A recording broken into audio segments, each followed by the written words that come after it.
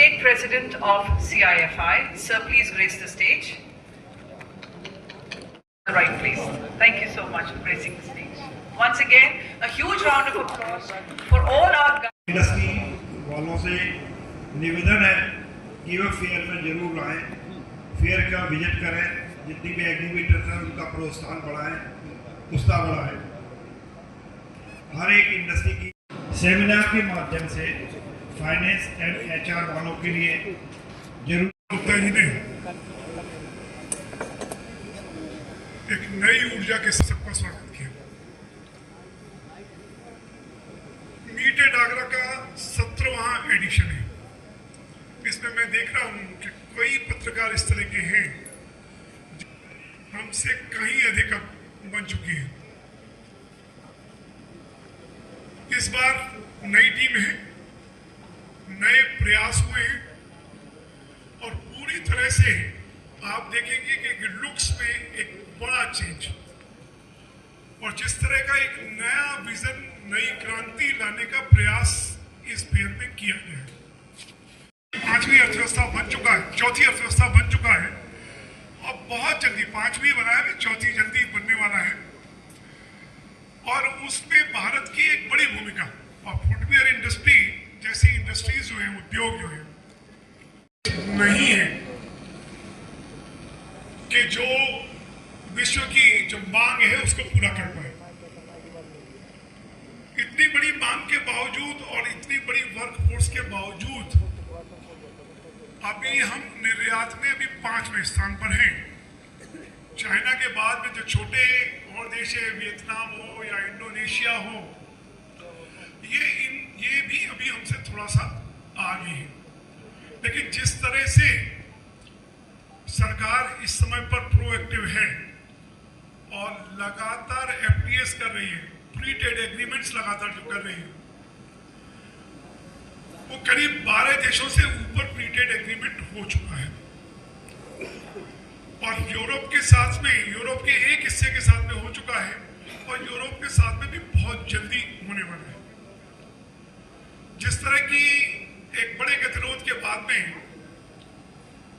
America के साथ में जो गतिरोध चला आ रहा था, इंडिकेशन ऐसे है कि वो गतिरोध दूर हो चुका है और गतिरोध दूर होने के बाद ये यूएस के साथ में भी एफटीए की घोषणा बहुत जल्दी होने की संभावना है।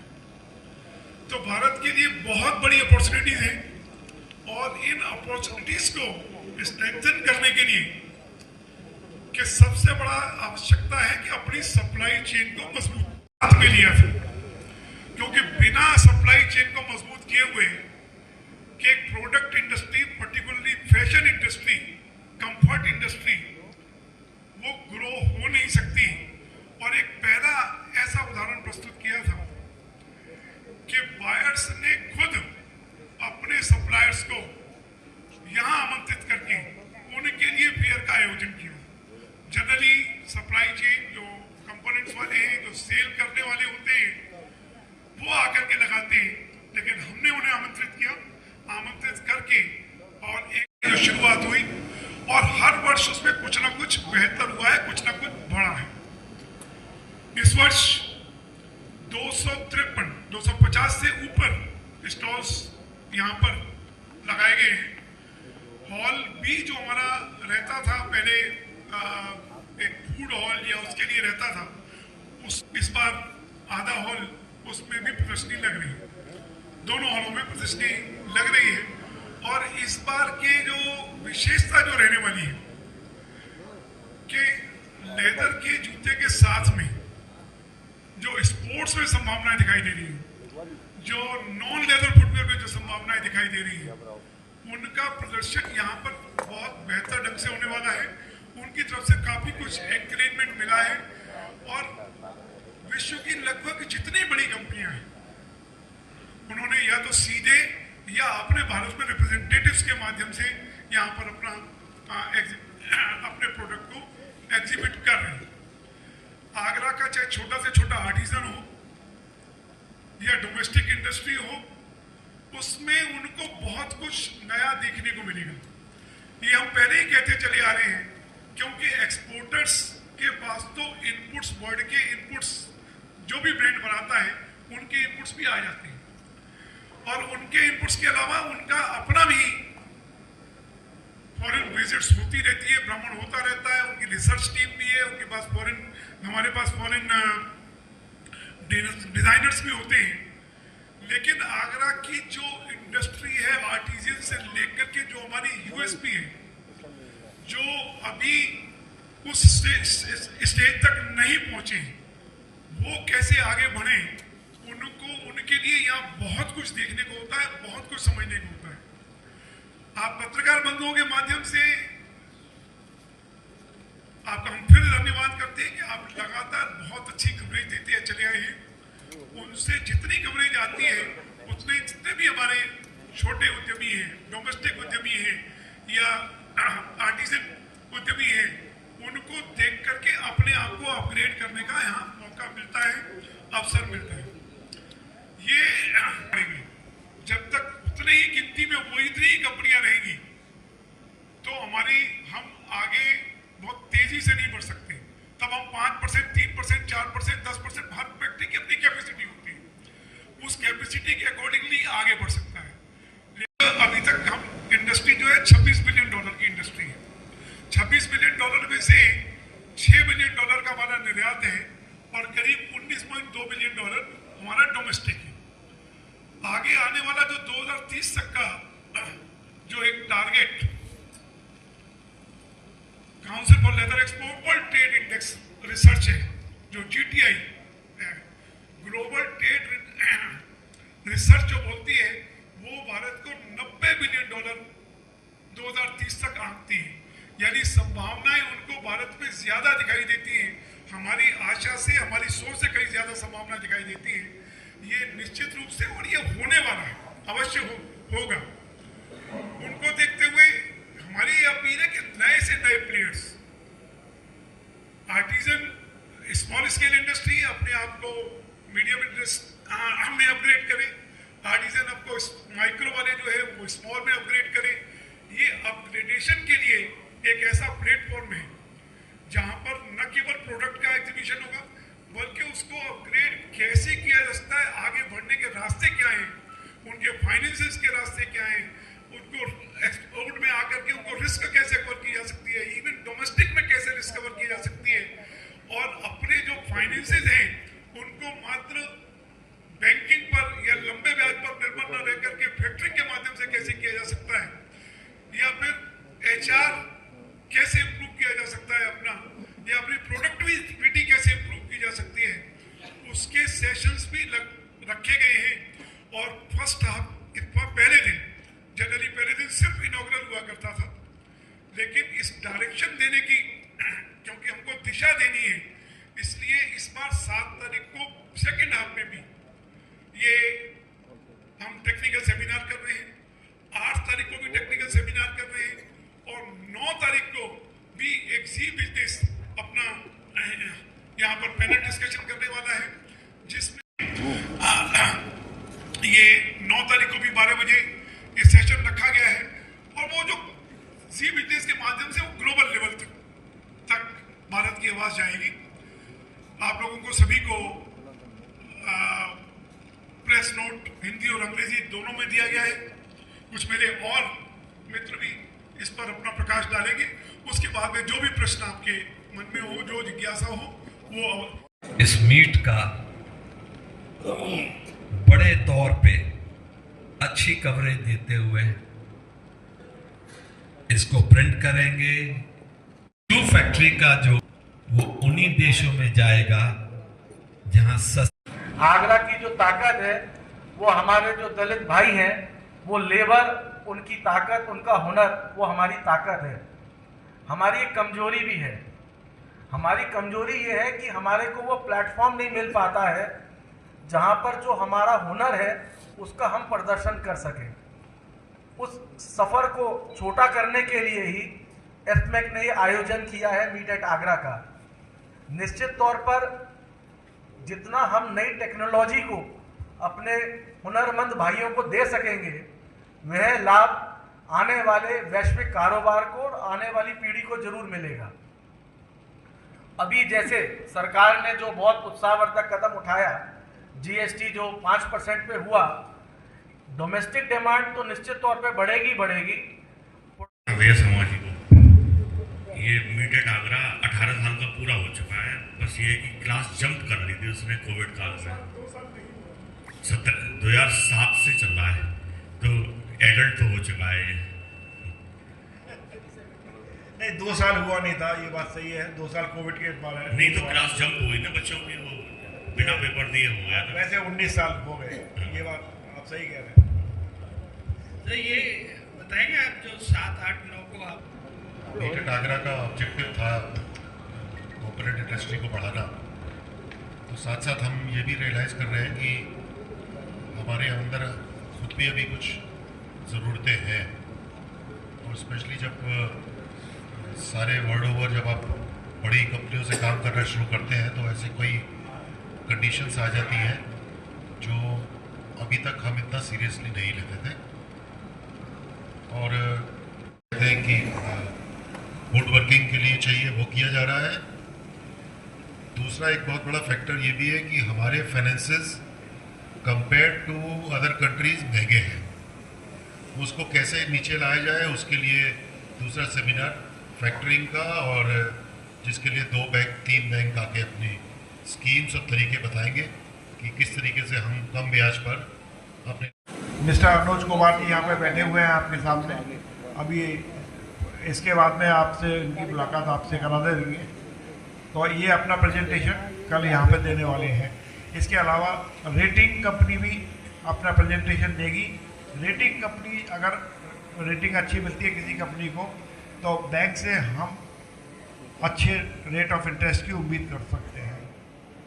पाया हूँ, लगता है कि आपने मशीन्स पर नई टेक्नोलॉजी पर ट्रेनिंग करने की आप बात कर रहे हैं। पिछली बार जब आप हुआ था तो आपने कहा था कि हमारी कई देशों से बात हुई है कि लगातार नई मशीन्स आ रही हैं, और जो कंपनी सेल करती है वो उसमें आकर के ट्रेनिंग भी देती है, और हमारी जो संस्थाएं FDDI हैं या CFDI हैं, ये भी, और MSME के भी जो टूल रूम्स क्रिएट हुए हैं, उनमें भी आज लेटेस्ट मशीनरीज आ रही हैं, और लेटेस्ट मशीनरीज की जानकारी छोटे से छोटे उसको भी माइक्रो इंडस्ट्रीज को भी उनकी जानकारी दी जा रही है।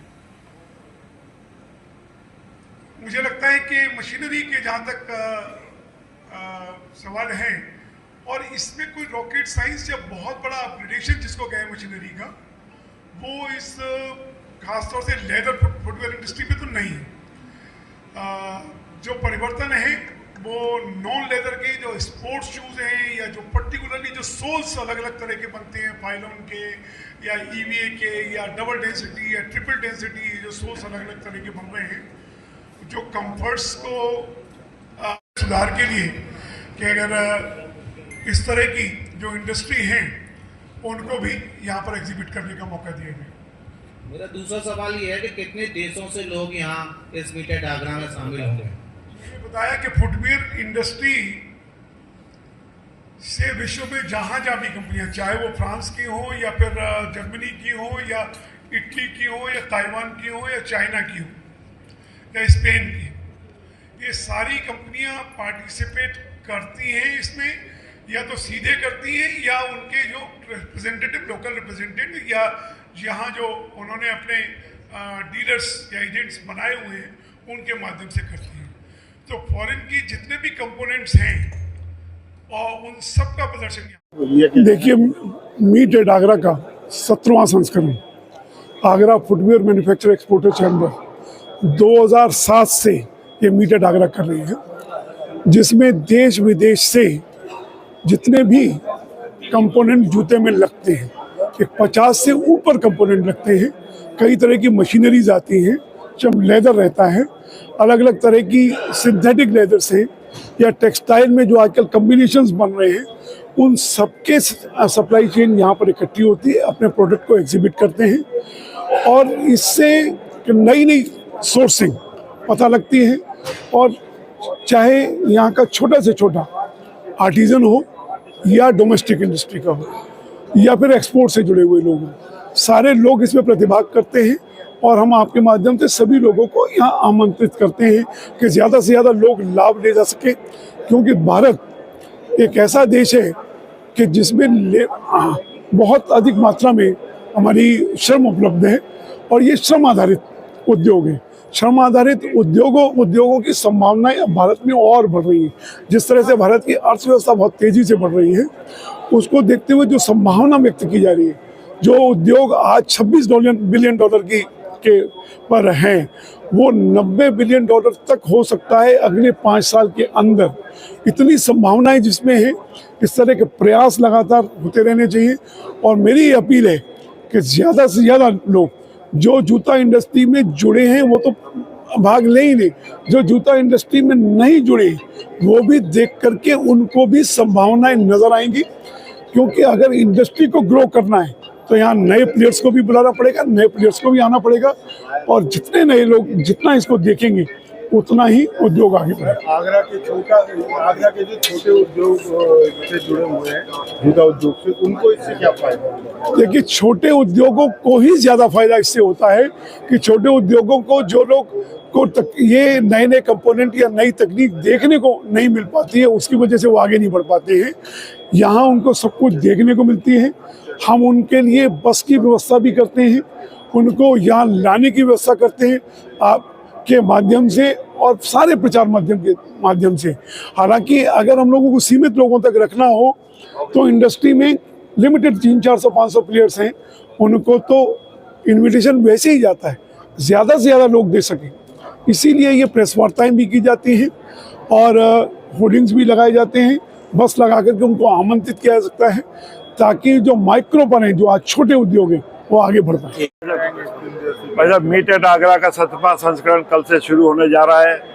ये आप सब लोगों को सूचित किया जा चुका है और इसकी अहमियत इस तरह से बढ़ गई है कि हमने एक बार ही मंत्री जी महोदय से अनुरोध किया, श्री नंद गोपाल गुप्ता नंदी जी थे जो इंडस्ट्री मिनिस्टर हैं, एक्सपोर्ट प्रमोशन वाले मिनिस्टर हैं, इन्होंने हमारा आग्रह स्वीकार किया और इनोवेशन के लिए वो खुद स्वयं आ रहे हैं।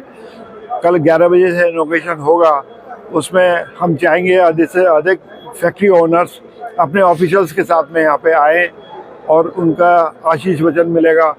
इसके अलावा 250 स्टॉल यहाँ पे बिक चुके हैं। यहाँ पे हर तरह के लेवल की इंडस्ट्री को, छोटी हो बड़ी हो, कारीगर हो छोटे, उन सबको 250 स्टैंड पे नई चीज़ें, नए इनोवेशन, नई चीज़ें देखने को मिलेंगी। वो इस्तेमाल करने पे अपने प्रोडक्ट को अपग्रेड कर सकते हैं और नए सीजन के लिए सैंपल तैयार कर सकते हैं। ये मीट एट आगरा का एफमेक के द्वारा आयोजन हो रहा है। अब 17वें वर्ष में ये आयोजन प्रवेश कर रहा है। ये इस बात का प्रमाण है कि इसके द्वारा लोगों को लाभ मिल रहा है।